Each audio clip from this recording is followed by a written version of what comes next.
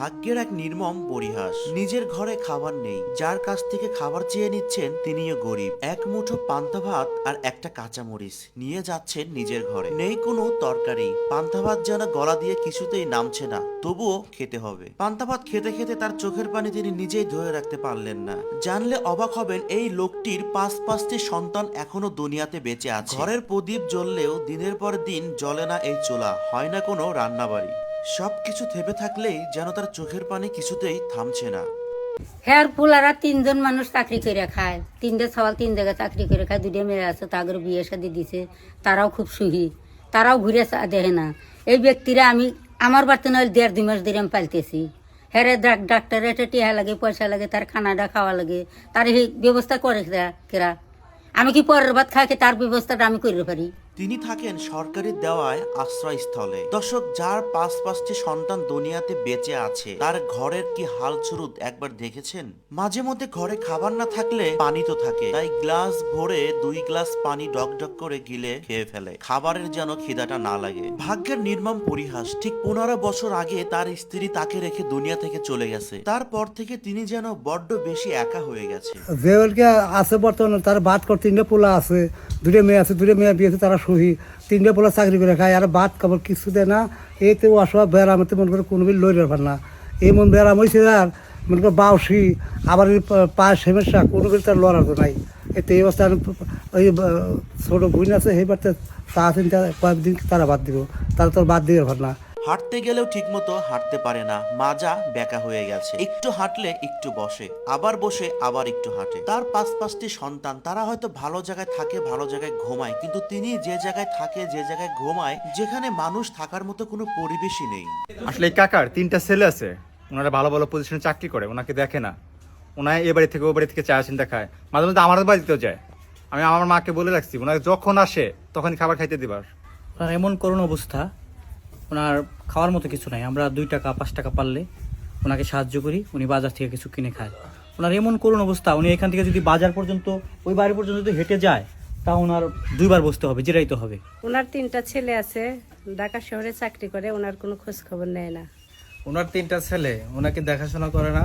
উনি অসুস্থ হলে আমাদের কাছে চলে যায়, আমরা বন্ধুরা মিলে উনিকে যতটুকু পারি সাহায্য করি, ওষুধপাতি কিনে দিই। আর উনি মূলত গ্রাম থেকে চাল টাল তুলে নিজেই রান্না করে খায়। ওনার শরীরে প্রচুর পরিমাণ রোগ, ওই প্রসাব করতে গেলে দেখা গেছে ফোটা ফোটা পড়ে, আর প্রসাবে ইনফেকশন, লিভারেও সমস্যা আছে। আর নামাজ পড়তে গেলে নামাজও পড়তে পারে না, মানে অজু থাকে না, প্রসাবে ফোটা ফোটা পানি পড়ার কারণে কাপড় নষ্ট হয়ে যায়। আমি অসুখ মানুষ, আমি তো কিছু করে পারিনি। আজ কাল কিছু করে আমার 3টে ছেলে আমার ভাত কাপড় দেয় না, তারা চাকরি করে, আমার গুড়িয়া চা দেয় না, আমার তো হিত মুইতে না, আমার অসুখ পর্যন্ত কোনো পয়সা পাতিও দেয় না। দর্শক, এতক্ষণ শুনলেন মঙ্গল শেখের জীবনের ঘটনা। আমার যতটুকু সামর্থ্য আমি তাকে দিচ্ছি, এই টাকাটা আপনি রাখবেন। দেখেন, বৃদ্ধাশ্রম যে শুধু বড় বড় অট্টালিকা বা ঢাকার শহরে বা বিভিন্ন শহরে, এটা কিন্তু নয়।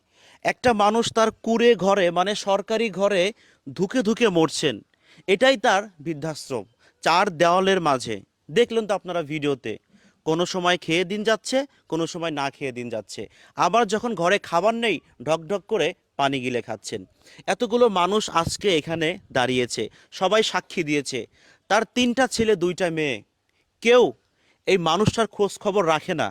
আমি যদি দেখেন তার চোখের পানি কিন্তু টলমল করছে, তার চোখের পানি টলমল করছে। কেউ তার কোনো খোঁজ খবর রাখে না, 10টা টাকা পর্যন্ত দেয় না। ঈদ আসে, রোজা আসে, ছেলে মেয়ে তাকে দেখে না। আসলে আপনার যে 3টা ছেলে মেয়ে আপনাকে দেখে না, আসলে এই জন্য আপনার কতটা কষ্ট হয়? কত কষ্ট হয়, আমি তো কোনো লড়ে ছেড়ে পারিনি। আমার তো কেউ তো আগেই না, মানুষ নাই আমার। কেউ আগানোর মানুষ নাই। ঘরের মধ্যে পইরে মইরে থাকলে আমার কেউ দেখি না, মানুষ নাই। আরে কতটা দুঃখ দেখছেন, ঘরের মধ্যে পড়ে তিনি যদি মরে থাকে, তাকে দেখার মতো কেউ নাই এই এলাকাবাসী ছাড়া। ভাবা যায়, সন্তান জন্ম দিয়েছে, সে সন্তান তাকে দেখে না। আপনারা সবাই কেমন আছেন?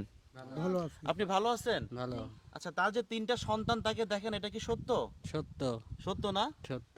আচ্ছা আচ্ছা। দর্শক, আমি আসলে বেশি কথা বলবো না। আমি আসলে ওনার কোনো ফোন নাই, কোনো মোবাইল নাম্বার নাই। পাশের এক ভাই যিনি আমাকে খোঁজ দিয়েছেন, আমি সেই সুদূর ঢাকা থেকে চলে আসছি। এটা কোথায়?